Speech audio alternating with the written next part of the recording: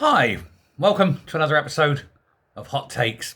Now, a whole bunch of people, I'm going to give you the list who they are. They are the British Chambers of Commerce, the Confederation of British Industry, the Institute of Directors, the Federation of Small Businesses, and Make UK.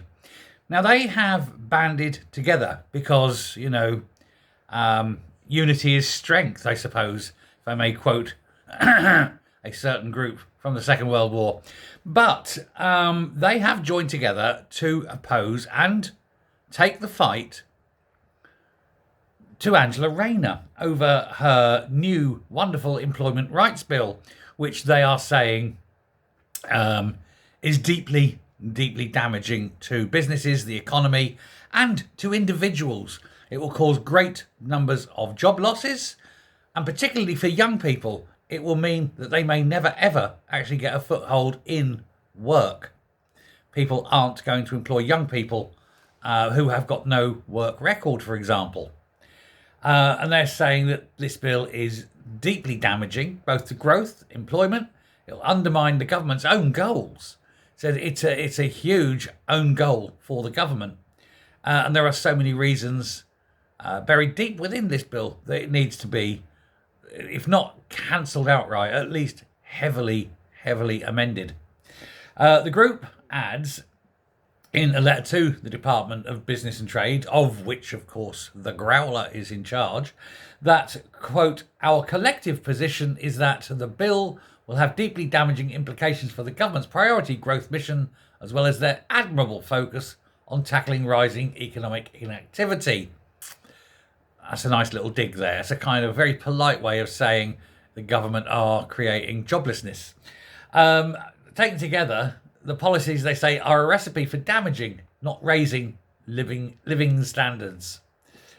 Now, we've already covered the bill and some of the worst aspects of it many times, but, just to pick a couple, the fact that day one starters are entitled to the full rights, of the same rights people have been there for years.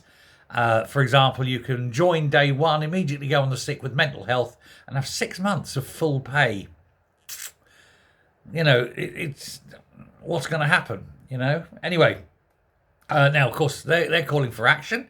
What they're actually calling for is for the House of Lords to fully scrutinise each and every word, line, letter, dot and tittle, and amend, and water it down till it is but a shadow of its former self.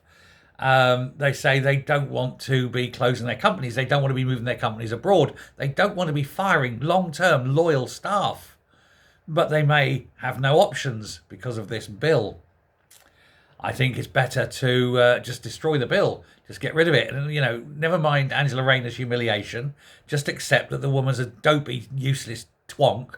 And that, she shouldn't be creating things like this without any kind of, consequence. Not without looking at the consequences for what this bill will do in the real world. That's what happens, though, isn't it? You make some daft bint deputy head prime minister, give them various powers, and then say, off you go, pat them on the head, and see how it works out. Well, we know how it's going to work out. It's going to be horrendous. Thanks very much. Bye.